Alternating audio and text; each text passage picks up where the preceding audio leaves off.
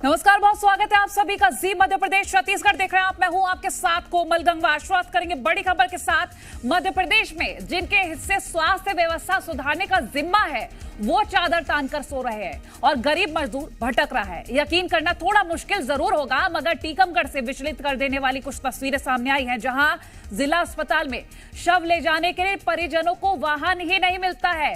शव वाहन के इंतजार में परिजन घंटों तक शव को कंधों पर लादकर यहां पर घूमते हुए नजर आए हैं, जिसके बाद शव को टैक्सी में रखकर घर ले जाना पड़ा। दरअसल मवई गांव निवासी मुन्नी कुशवाहा के इलाज के दौरान मौत हो गई और परिजनों ने शव को घर ले जाने के लिए अस्पताल प्रबंधन से शव वाहन उपलब्ध कराने की मांग की, लेकिन घंटों तक इंतजार करने के बाद भी प्रबंधन शव वाहन उपलब्ध नहीं करा सका। अस्पताल प्रबंधन का यह कहना कि मामले में जांच कराई जाएगी। देखिए, तस्वीरें जो सामने आई है वो आपको हम दिखा रहे हैं।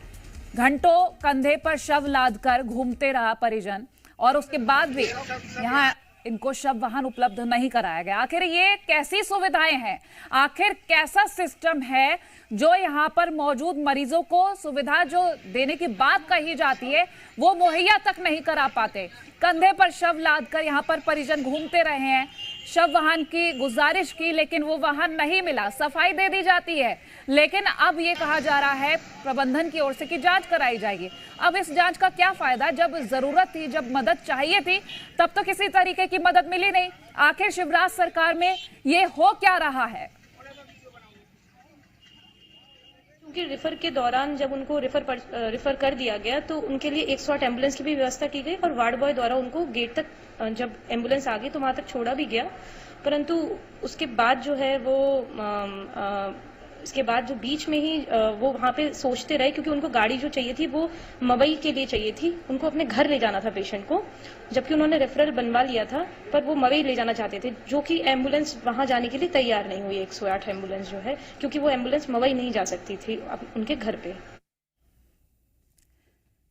ताजा जानकारी लेंगे। हमारे साथ टीकमगढ़ से आरवी सिंह जुड़ गए हैं और भोपाल से प्रेरणा। पहले आरवी, आपके पास आना चाहूंगी। देखिए, जो तस्वीरें सामने आई है, विचलित हो जाता है मन जब ऐसी तस्वीरें देखते हैं। स्वास्थ्य सुविधा बेहतर करने के दावे किए जाते हैं, कहा जाता है कि हम हर सुविधा दे रहे हैं, लेकिन आखिर ये कैसी सुविधा कि परिजन शव कंधे पर लाद कर घूम रहे हैं और सफाई दे दी जाती है। कहा जा रहा है कि अब प्रबंधन जांच कराएगा। क्या फायदा अब इस जांच का? कोमल जी, मैं आपको बता दूं कि दरअसल यह पूरा मामला टीकमगढ़ जिला अस्पताल का है, जहां 2 दिन पूर्व मुंबई निवासी मुन्नी कुशवाहा को सांस की बीमारी के चलते उपचार हेतु जिला अस्पताल में भर्ती कराया गया था, जहां उसकी उपचार के दौरान मौत हो गई। उसके बाद परिजनों ने शव को अपने घर ले जाने के लिए जिला प्रबंधन से गाँव शव वाहन की मांग की, तो वह जिला अस्पताल प्रबंधन टाल मटोल करता रहा। इस दौरान करीब 1 घंटे तक मृतक के परिजन उसको शव को कंधे पर रख के अस्पताल परिसर में घूमते रहे। उसके बावजूद भी जब जिला प्रबंधन ने शव वाहन देने से मना कर दिया, उसके बाद वो मृतक के परिजन टैक्सी में रख के उसको शव को अपने गांव ले गए। ये बिल्कुल घोर लापरवाही है और जिला अस्पताल प्रबंधन की लापरवाही के साथ साथ प्रशासन और स्वास्थ्य महकमे की बहुत बड़ी लापरवाही है। और यह टीकमगढ़ जिला अस्पताल का कोई पहला मामला नहीं है। इससे पहले भी शव वाहन को लेकर इस प्रकार के कई मामले सामने आ चुके हैं। उसके बावजूद भी ना तो जिला प्रशासन की ओर से कोई कदम उठाया जा रहा और ना ही स्वास्थ्य महकमे की ओर से।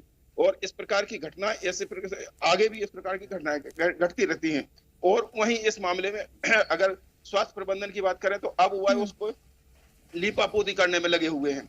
स्वास्थ्य प्रबंधन का कहना है, नजर आ रहा है लीपापोती करते दिख रहे हैं ये सभी, क्योंकि जो सुविधाएं होनी चाहिए वो तो मिली नहीं। अब क्या कर सकते हैं? इनके पास सिर्फ यही रास्ता, लीपापोती कर दी जाए। प्रेरणा, आपके पास आना चाहूंगी। ऐसी कोई पहली तस्वीर नहीं है मध्य प्रदेश से, पहले भी कई बार ऐसी तस्वीरें सामने आई है कि परिजन शव कभी बाइक पर ले जा रहे हैं, कभी ठेले पर ले जा रहे हैं, कभी रिक्शा पर ले जा रहे हैं, लेकिन अभी तक वो व्यवस्थाएं जस की तस ही हैं। सुधारने का कोई भी कदम नहीं उठाया गया। आज ये जो टीकमगढ़ से तस्वीरें सामने आ रही है ना, साफ बता रहा है कि शिवराज सरकार में स्वास्थ्य व्यवस्थाएं किस हाल में पहुंच चुकी हैं।